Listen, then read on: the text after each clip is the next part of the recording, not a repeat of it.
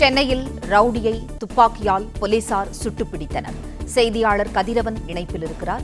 கதிரவன், வணக்கம். ரவுடி மீது துப்பாக்கிச்சூடு நடத்தப்பட்டது, விவரங்களை சொல்லுங்க. சென்னை ஓட்டேரி பனந்தோப்பு ரயில்வே காலனி பகுதியில் A+ கேட்டகரி ரவுடியான அரி என்ற அறிவழகன் போலீசாரால் துப்பாக்கியால் சுட்டு பிடிக்கப்பட்டிருக்கிறார்.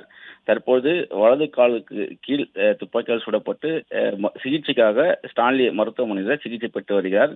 குறிப்பாக இடிமுரசு இளங்கோ என்ற திமுக பிரமுகர் கொலை வழக்கு 2015ஆம் ஆண்டில் நடைபெற்றது. அதே போல அவரது உறவினரான பழனி என்பவர் 2016ஆம் ஆண்டு கொலை செய்யப்பட்டார். இந்த இரண்டு கொலை வழக்குகளையும் நீதிமன்றத்திலையும் காவல் நிலையத்திலும் ஆஜராகாமல் கடந்த 6 வருடங்களாக அந்த அறிவழகன் தலைமறைவாக இருந்து வந்ததாகவும், நேற்று முன்தினம் இவர் ஆந்திரா பகுதியில் மறைந்திருப்பதாக கிடைத்த தகவலின் அடிப்படையில் தனிப்படை போலீசார் ஆந்திரா விரைந்து அங்கு சென்று தேடிய போது அவர் சென்னை வந்துவிட்டதாக மீண்டும் அவருக்கு தகவல் கிடைத்திருக்கிறது. அதன்படி அவரை கைது செய்வதற்காக இன்று இந்த பகுதியான ஓட்டேரியில் இந்த பனந்தோப்பு ரயில்வே காவலர் குடியிருப்பு பகுதியில் அவரை சுற்றி வளைத்த போது கள்ள துப்பாக்கி ஒன்றை வைத்து போலீசாரை நோக்கி சுட முயன்று மிரட்டியதாகவும் பின்னர் துப்பாக்கியால் சுட்டதாகவும் தெரிய வருகிறது. அப்பொழுதுதான் தற்காப்புக்காக போலீசார் இந்த அறிவழகனை வலது முழங்கால் கீழ் சுட்டு அவரை பிடித்திருக்கிறார்கள்.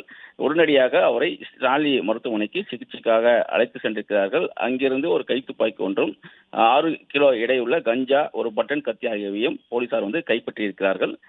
குறிப்பாக இந்த ரவுடி 2015ஆம் ஆண்டு திமுக பிரமுக இடிமுரசு இளங்கோ கொலை வழக்கு, அதே போல 2016ஆம் ஆண்டு உறவினர் பழனி கொலை வழக்கு, அதே போல சோழாவரத்தில் திவாகர் என்பவர் கொலை வழக்கு என்ற 3 கொலை வழக்குகளில் தொடர்புடையவர் என்பதும், அதே போல 12 வழக்குகள் இவர் மீது இருப்பதும் தெரிய வந்திருக்கிறது.